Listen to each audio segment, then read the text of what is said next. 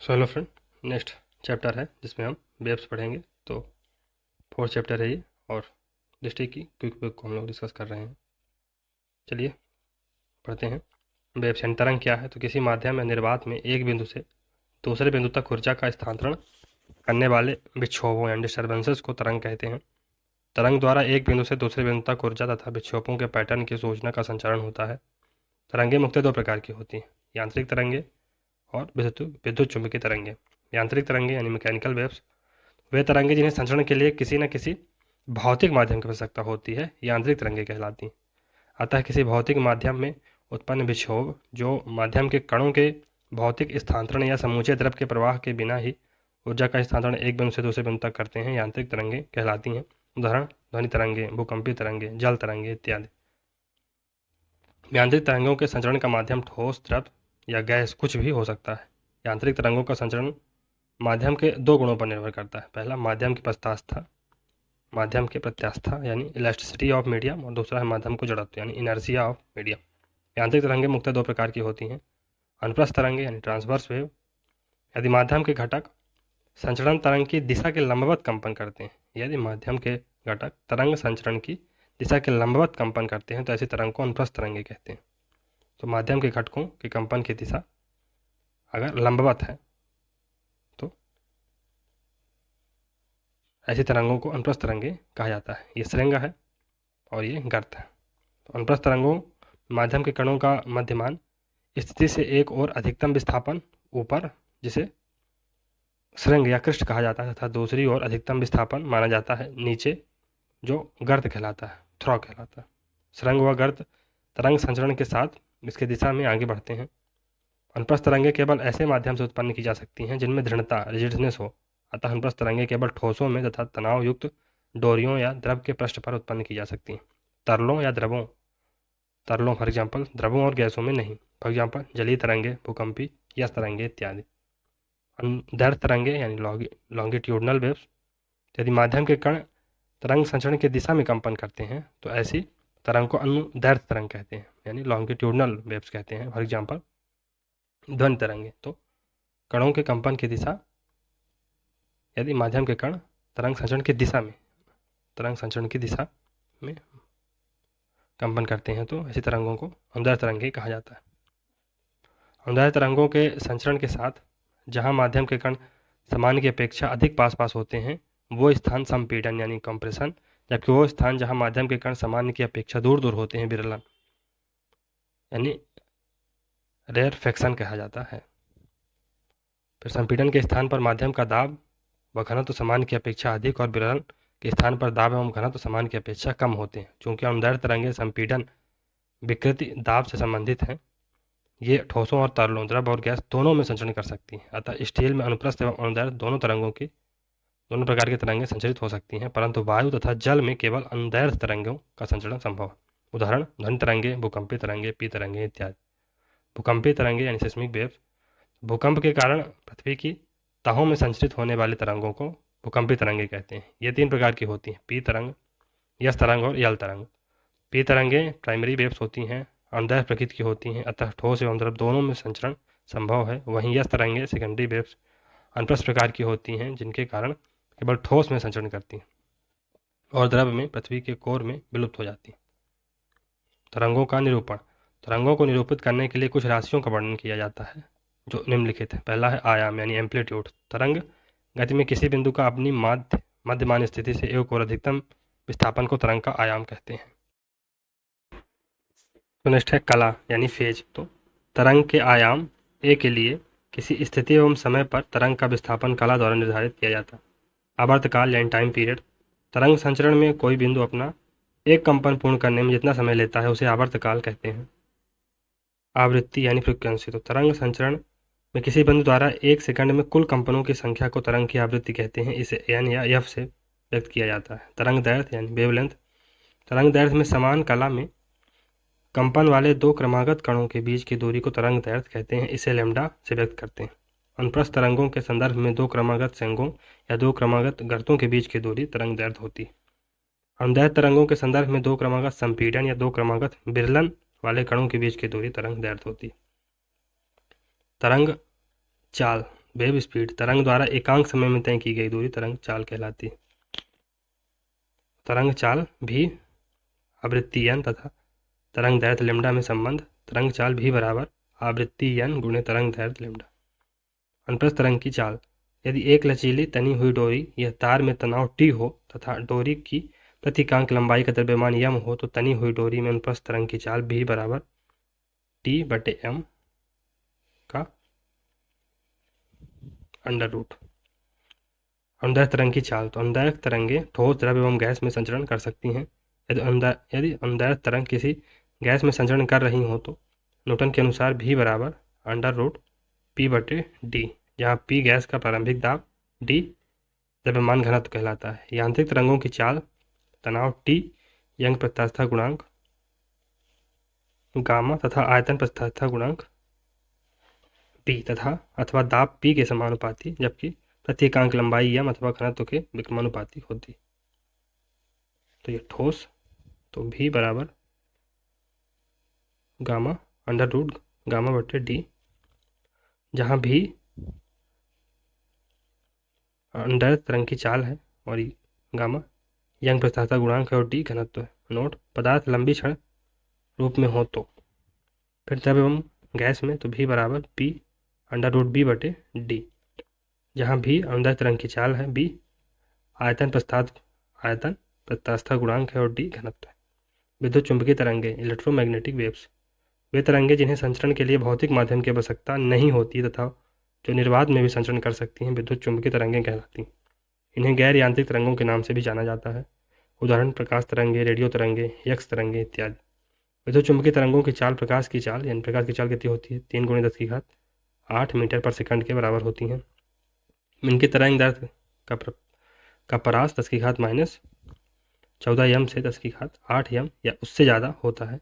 तरंगों का तरंग दैर्घ्य या आवृत्ति के क्रम में वर्गीकरण विद्युत चुंबकीय स्पेक्ट्रम, इलेक्ट्रोमैग्नेटिक स्पेक्ट्रम कहलाता है। तो ये है विजुअल लाइट। वेवलेंथ इधर जाने पर कम होती जाती है, तो अल्ट्रावायलेट, एक्सरे और गामा किरणों की वेवलेंथ कम होती है, जबकि इंफ्रारेड, माइक्रोवेव और रेडियो वेव्स की वेवलेंथ ज़्यादा होती है। विभिन्न विद्युत चुंबकीय तरंगों का आरोही तरंग दैर्घ्य में वितरण निम्नलिखित है। गामा तरंगें, गामा रेस, तो इनकी तरंग दैर्घ्य लगभग 10⁻16 से 10⁻10 m होती है। उच्च आवृत्ति का यह विकिरण नाभिकीय अभिक्रियाओं में उत्पन्न होता है। चिकित्सा में कैंसर कोशिकाओं को नष्ट करने में उपयोगी है। एक्स रेज, तो इनकी तरंग दैर्घ्य 10⁻13 या 10⁻4 nm से लेकर 10⁻8 मीटर या 10 nm तक होती है। इनका चिकित्सीय उपयुक्तता अधिक है। इन्हें नैदानिक साधन यानी डायग्नोस्टिक तकनीक और उपचार दोनों में प्रयोग किया जाता है, किंतु यक्स किरणें सजीव ऊतकों तथा जीवों को हानि पहुंचा सकती हैं, अतः इनके अनावश्यक या अधिक एक्सपोजर से बचना चाहिए। यक्स किरणों के उत्पादन की सामान्य विधि किसी धात्विक लक्ष्य पर उच्च ऊर्जा के इलेक्ट्रॉनों की बौछार करना है। परावैंगनी किरणें यानी अल्ट्रावायलेट वेव्स, तो इनमें लगभग 6 × 10⁻10 मीटर से यानी 0.6 nm से 4 × 10⁻7 m यानी 400 nm तरंग दैर्घ्य परास की तरंगें सम्मिलित रहती हैं। परावैंगनी यानी अल्ट्रावायलेट वेव्स होती हैं। विकिरण विशिष्ट लैंपों एवं बहुत गर्म पिंडों से उत्पन्न होती है। परावैंगनी विकिरण को उसके तरंग दैर्घ्य के आधार पर 3 प्रमुख वर्गों में विभाजित किया जा सकता है। तरंग दैर्घ्य, तो अल्ट्रावायलेट रेस ए, जिनकी तरंग दैर्घ्य 220 nm से 400 nm के बीच में होती है, 320 nm से 400 nm के बीच होती है, पृथ्वी तक पहुंच जाता है। अल्ट्रावायलेट रेस टाइप बी, जिसकी जो तरंग दैर्घ्य होती है 280 nm से 320 nm तक होती है, आंशिक रूप से ओजोन परत द्वारा अवशोषित कर लिया जाता है इसको। और अल्ट्रावायलेट टाइप सी, इसकी तरंग दैर्घ्य 100 nm से 280 nm तक होती है, ओजोन परत द्वारा अवशोषित कर लिया जाता है, अतः ओजोन क्षरण के कारण ये पृथ्वी तक पहुंच पाएंगे। जल शोधन में कीटाणुओं को नष्ट करने में यूवी लैंपों का प्रयोग करते हैं। अत्यंत छोटे तरंग दैर्घ्यों के कारण यूवी किरणों को अति परिशुद्ध अनुप्रयोगों जैसे LASIK, laser assisted in situ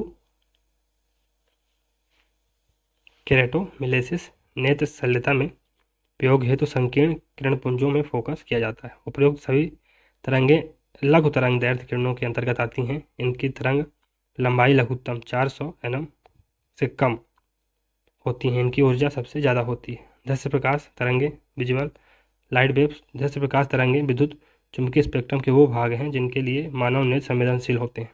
इन्हें प्रकाश संश्लेषी सक्रिय विकिरण भी कहते हैं। बैंगनी एवं नीला रंग लघु तरंग दैर्ध्य क्षेत्र में आता है, जिस कारण इसकी ऊर्जा उच्च होती है। हमारे नेत्र नीले रंग के प्रति ज़्यादा संवेदनशील होते हैं।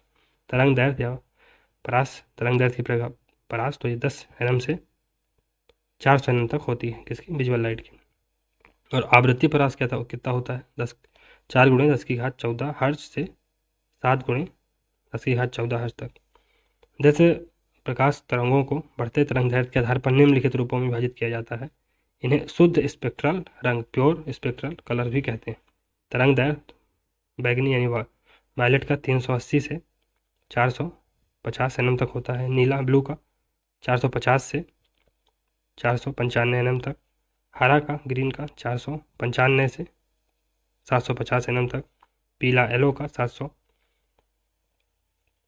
का 570 से 590 nm तक। नारंगी ऑरेंज का 590 से 620 nm तक। लाल रेड का 620 से 750 nm तक होता है।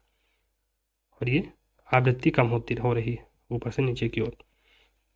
अवरक्त तरंगें यानी इंफ्रारेड वेव्स। तो अवरक्त तरंगें दृश्य स्पेक्ट्रम के दीर्घ तरंग दैर्ध्य सिरे से संलग्नित होती हैं। अवरक्त तरंगों को कभी कभी ऊष्मा तरंगें भी कहा जाता है, क्योंकि अधिकांश पदार्थों में विद्यमान जल के अणु इंफ्रारेड वेव्स को तुरंत अवशोषित कर लेते हैं और पदार्थ गर्म हो जाता है। अवरक्त विकिरण का पृथ्वी की गर्मी अर्थात मध्य ताप बनाए रखने में ही हरित ग्रह प्रभाव यानी ग्रीन हाउस इफेक्ट के द्वारा अहम भूमिका है। उपग्रहों में लगे अवरक्त संसूचकों का प्रयोग सैनिक उद्देश्यों, नाइट विजन में तथा फसलों की वृद्धि का परीक्षण करने में किया जाता है। घरेलू इलेक्ट्रॉनिक उपकरणों जैसे टीवी इत्यादि के रिमोट में बहुलता से इनका उपयोग किया जाता है। सूक्ष्म तरंगे माइक्रोवेव। सूक्ष्म तरंगे लघु तरंग दैर्ध्य वाली रेडियो तरंगे हैं। इनकी आवृत्ति गीगाहर्ट्ज के परास में होती है। इनकी तरंग दैर्ध्य लगभग 1 mm से 0.1 m के बीच होती है। लघु तरंग दैर्ध्य के कारण इन्हें विमान संचालन में रडार प्रणाली में प्रयुक्त किया जाता है तथा रडार द्वारा मौसम पूर्वानुमान में इनका प्रयोग किया जाता है। माइक्रोवेव ओवन में प्रयोग किया जाता है। माइक्रोवेव ओवन में सूक्ष्म तरंगों की आवृत्ति इस प्रकार चुनी जाती है जो जल के अणुओं की अनुनाद आवृत्ति से मेल खा सके। इससे किसी भी जलयुक्त खाद्य पदार्थ का ताप बढ़ जाता है। मोबाइल फ़ोन एवं वाईफाई में इसका प्रयोग होता है। रेडियो तरंगे। तो सभी इलेक्ट्रोमैग्नेटिक तरंगों में रेडियो तरंगों का तरंग दैर्ध्य सबसे अधिक होता है। यह 1 nm से लेकर कुछ किलोमीटर तक हो सकता है। रेडियो तरंगों की आवृत्ति कम होती है, अतः इसे किलोहर्ट्ज से मेगाहर्ट्ज में व्यक्त किया जाता है। इन तरंगों का उपयोग रेडियो संचार एवं दूरदर्शन की संचार प्रणालियों में होता है। इसका प्रयोग मुख्यतः आंकड़ों को संचारित करने में किया जाता है। इसकी आवृत्ति परास 500 किलोहर्ट्ज से लगभग 1000 मेगाहर्ट्ज के बीच होती है। AM तो इसमें 540 किलोहर्ट्ज से 1600 किलोहर्ट्ज के बीच इसकी परास होती है। FM में 88 मेगाहर्ट्ज से 108 मेगाहर्ट्ज तक और टीवी में 54 मेगाहर्ट्ज से 890 मेगाहर्ट्ज तक इसकी परास होती है। सेलुलर मोबाइल रेडियो में 896 मेगाहर्ट्ज से 935 मेगाहर्ट्ज तक होता है।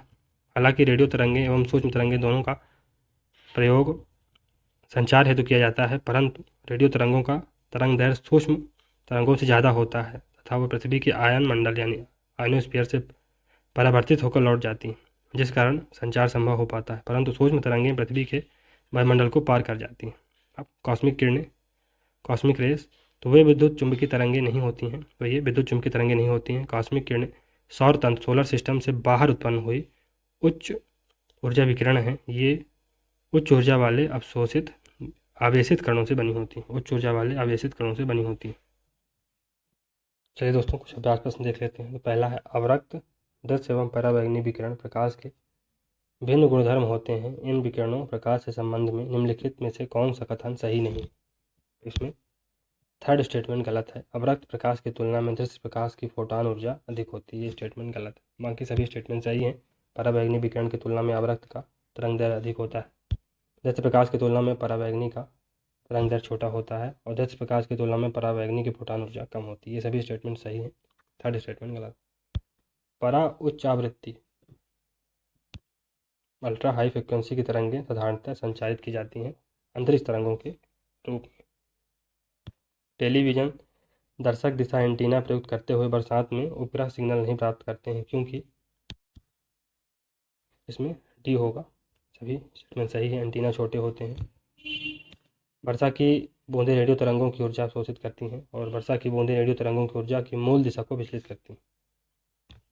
नेक्स्ट है, निम्न में से कौन सी यांत्रिक तरंग है? तो ध्वनि तरंगें यांत्रिक तरंगें। कॉस्मिक किरणों के संबंध में निम्नलिखित से कौन से कथन सही नहीं?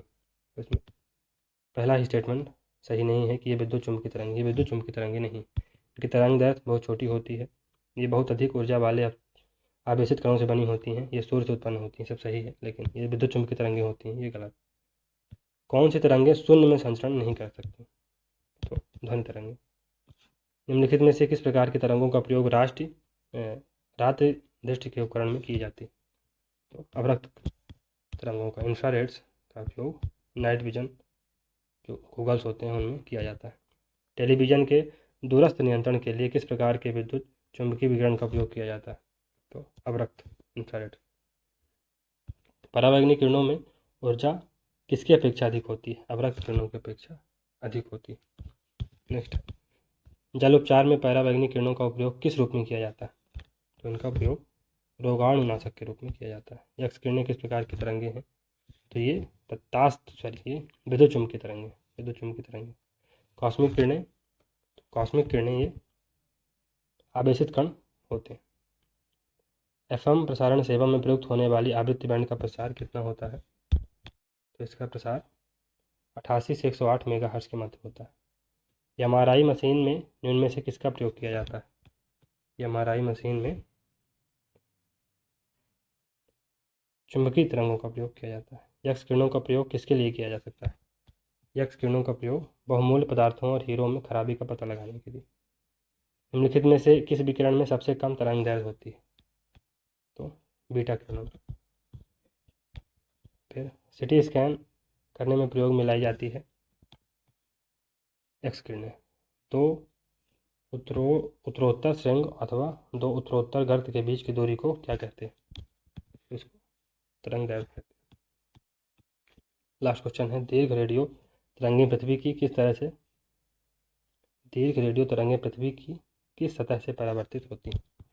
तो ये आयन मंडल से परावर्तित होती है। Thank you.